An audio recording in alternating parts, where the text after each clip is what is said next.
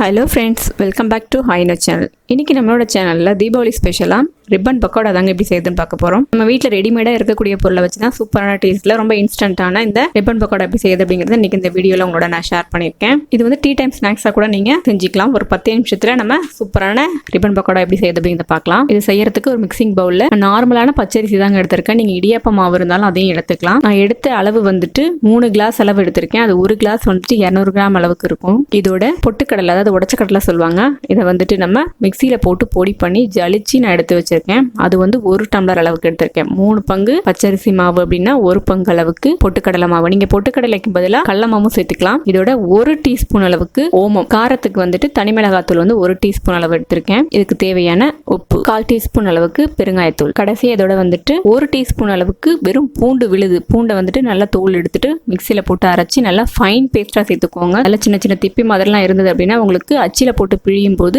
மாவு வெளியில வராம ஸ்டக் ஆயிடும். அதனால நல்லா ஃபைன் பேஸ்டா அரைச்சி இதோட சேர்த்துக்கிறேன். சேர்த்துட்டு நல்லா நான் கலந்து விட்டுக்கிறேன். ஃபர்ஸ்ட் நல்லா கலந்து விட்டுக்கிறேன். இப்ப மாவுல நல்லா கலந்தாச்சு. 2 டேபிள் ஸ்பூன் அளவுக்கு எண்ணெயை சூடு பண்ணி சேர்த்துக்க போறேன். நம்ம ரிப்பன் பக்கோடா பொரிக்கிறதுக்கு வச்சிருப்போம் இல்லைங்களா, அதையே வந்துட்டு அந்த எண்ணெயில சேர்த்துக்கலாம். எண்ணெய் சூடா இருக்கும். அதனால ஃபர்ஸ்ட் நான் கரண்டி வச்சு நல்லா நான் கலந்து விட்டுக்கிறேன். இப்போ ஓரளவுக்கு மாவோட நல்லா கலந்துருச்சு. இப்ப கையை வச்சு நம்ம நல்லா மிக்ஸ் பண்ணிக்கலாம். அந்த எண்ணெய் வந்துட்டு மாவோட எல்லா இடத்துலயும் வந்து நல்லா ஈவனா வந்துட்டு நமக்கு மிக்ஸ் ஆகணும். அதனால கையை வச்சு நல்லா மிக்ஸ் பண்ணி விட்டுக்கிறேன். எண்ணெய் எதுக்கு சுடு பண்ணி ஊத்துறோம் அப்படின்னா உங்களுக்கு ரிப்பன் பக்கோடா ஹார்டா இல்லாம நல்லா முறுமுறுப்பா இருக்கும். அதுக்காக தான். இப்போ இதோட நம்ம கொஞ்சம் கொஞ்சமா தண்ணி தெளிச்சு நம்ம முறுக்கு மாவு பதத்துக்கு பிசைஞ்சிக்கலாம்.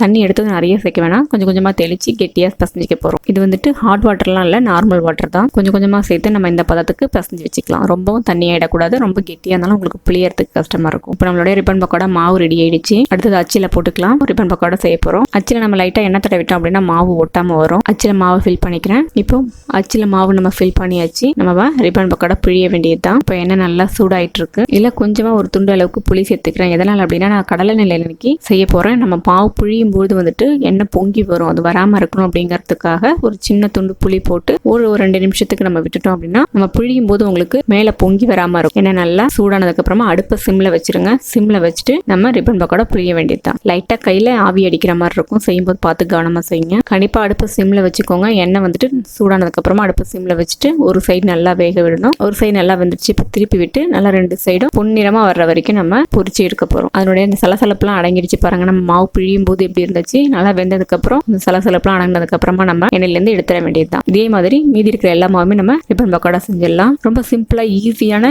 இந்த ரிப்பன் பக்கோடாவை நீங்க தீபாவளிக்கு ட்ரை பண்ணி பாருங்க. இல்ல மாவு போயிட்டு நம்ம அரைக்கணும் காய வைக்கணும் அப்படிங்கிற அவசியமே இல்லை. வீட்டில் எப்பயுமே ரெடிமேடா இருக்கக்கூடிய பொருளை வச்சு சூப்பரான டேஸ்ட்ல இந்த ரிப்பன் பக்கோடாவை செஞ்சு பாருங்க. செஞ்சு பார்த்துட்டு எப்படி இருந்தது அப்படிங்கிறத மறக்காம உங்களோட கமெண்ட்ஸ் எனக்கு கமெண்ட் பண்ணுங்க. இந்த வீடியோ பிடிச்சிருந்தா லைக் பண்ணுங்க, ஷேர் பண்ணுங்க. Hi-Inno சேனல் ஃபர்ஸ்ட் டைம் பாக்குறீங்க அப்படின்னா சப்ஸ்கிரைப் பண்ணிக்கோங்க. மறக்காம பக்கத்துல இருக்கிற பெல் பட்டன்ல ஆளுங்கிற ஆப்ஷனை கிளிக் பண்ணிக்கோங்க. இன்னொரு சூப்பரான ஒரு ரெசிபியோட உங்களை நான் மீட் பண்றேன். Thank you friends.